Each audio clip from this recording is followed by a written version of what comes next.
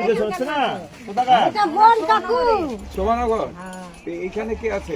মারবাড়ি। বাবার বাড়ি। তো ওখানে পূরণ করতে হবে, ঠিক আছে? শোভানগরে করেছেন? ফর্ম ফিল আপ করেছেন? ফর্ম পূরণ হয়েছে, সবাই? করতে হবে। 4 তাহলে ভোটার লিস্টে তো নাম বাদ পড়ে যাবে না? নাম বাদ করতে পড়ে হবে। গেলে মুশকিল হয়ে যাবে। আমার বোন করে নিতে হবে।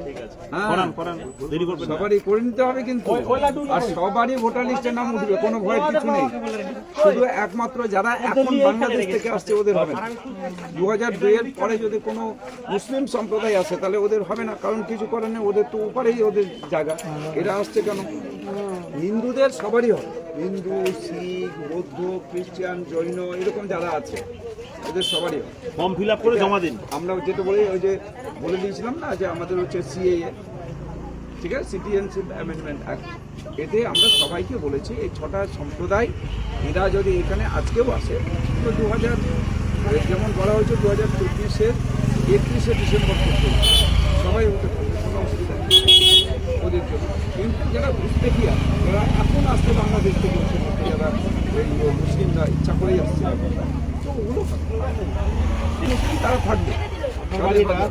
নমস্কার। এসআইআর ফর্ম পূরণ করেছেন? এসআইআর ফর্ম পূরণ হয়েছে? করেননি এখনো? ভোটার লিস্টের বলেন এই এসআইআর শিবু, ভোটার ফর্ম বলেন ভোটার ফর্ম দাদা এটা তো করা ঠিক আছে।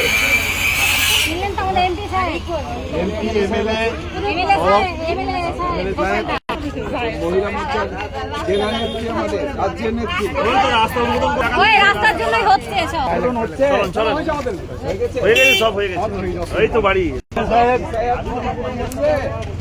ওই যে ভোটার লিস্টে জমা দেওয়া হয়েছে? সবাই দিয়েছেন তো? এমপি সাহেব এসছেন, এমএলএ সাহেব খোঁজ নিচ্ছেন আপনাদের সবাই। দিলেন তো এমএলএ সাহেব?